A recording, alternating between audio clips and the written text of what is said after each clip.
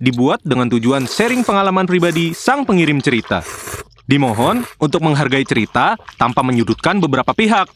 Selamat menonton.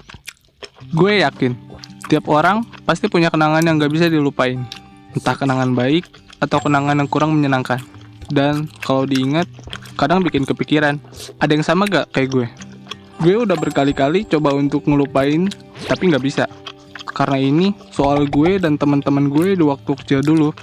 Oh iya, kenalin nama gue Danang. Gue mas-mas Jawa yang tinggal di kota kecil di Jawa Tengah. Ini cerita waktu gue masih SD. Sekitar awal tahun 2000-an lah. Zaman dulu beda banget sama sekarang. Dulu mah gue masih main data PS1. Sekarang kan udah sampai PS5 kan ya. Itu aja gue cuman mentok main sampai PS2. PS3 sama 4 udah gak minat. Maklum, malas ngabisin duit buat game. Gas! Saatnya ke topik utama cerita ini. Dulu gue punya teman sepermainan ada 3 orang. Kalau sama gue jadi 4 orang. Mereka ini namanya Jalil, Nandar, sama Pandu. Kita ini 4 sekawan yang gak terpisahkan. Kemana-mana selalu bareng. Apalagi kalau pulang sekolah. Beuh, di zaman gue pasti udah main kelereng gitu. Kalau mau caper sama cewek ya paling ngajakin main petak umpet. Karena petak umpet cowok apa cewek semuanya bisa main. Namanya juga tinggal di desa. Kegiatan kita yang gak jauh dari eksplor alam yang ada di sekitar desa kita. Desa gue tuh masih asri. Masih ada sawah, kebun dan sungai yang cukup gede. Terus ada juga yang namanya kedung. Nah, buat sobat kota-kota nih, gue kasih tahu ya kedung itu apa.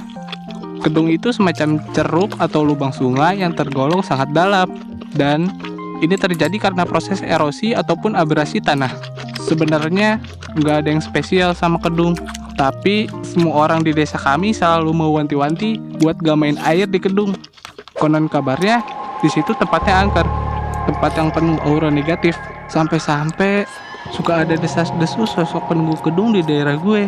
Tapi ya namanya juga bocah. Hal begituan ya diabaikan aja. Gue sama teman-teman gue berangkat ke kedung. Niatnya cuma sekedar main aja, gak sampai renang. Jadi kita berempat harus ngelewatin kebun dan sawah dulu buat ke lokasi. Panjang jalan kita nyanyi-nyanyi gak jelas, kadang bercanda gak jelas. Nah, sesampainya di lokasi kedung, kita masih dalam kondisi capek. Ya udah deh rebahan bentar. Terus Jalil ngomong gini, renang yuk, kayaknya seger abis capek jalan. Ditimpalin lah sama Nandar. Iya, ayolah. Masa jauh-jauh sampai sini gak nyebur? Nyebur lah. Yang tadinya pada rebahan, tiba-tiba pada bangun semua. Termasuk gue.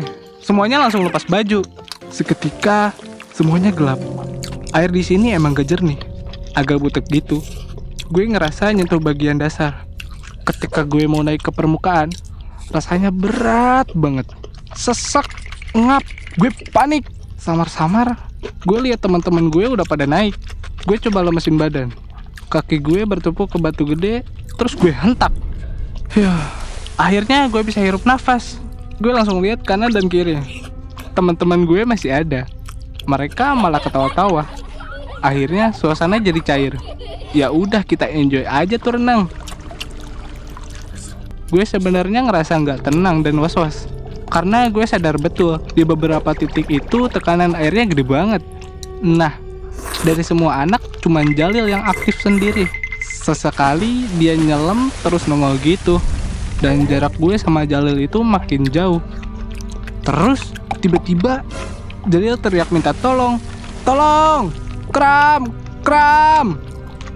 Gue, Pandu, sama Nandar yang posisinya capek berusaha nyamperin Jalil. Tapi nggak tahu kenapa berasa berat buat kesana. Kayak aliran air kesana tuh nolak kita. Gue sama teman-teman panik bukan main. Masalahnya Jalil makin lama makin jauh dan dia makin tenggelam.